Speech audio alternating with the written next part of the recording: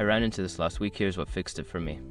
If you're looking to transfer your balance from an old TIM SIM to a new one, follow these steps.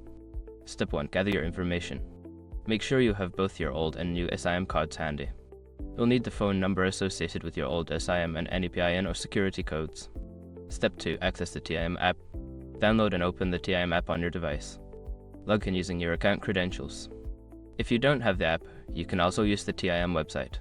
Step 3. Navigate to balance transfer.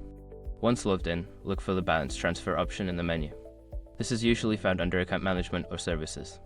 Step 4. Enter transfer details. Input the necessary details, including your old SIM number and the amount you wish to transfer. Double check the numbers to avoid mistakes. Entering the wrong SIM number can lead to errors. Step 5. Confirm the transfer. Review the transfer summary and confirm the transaction. You should receive a notification once the transfer is complete. Keep an eye on your new SIM to ensure the balance appears. I hope this helps you smoothly transfer your balance. If you have any questions, feel free to ask.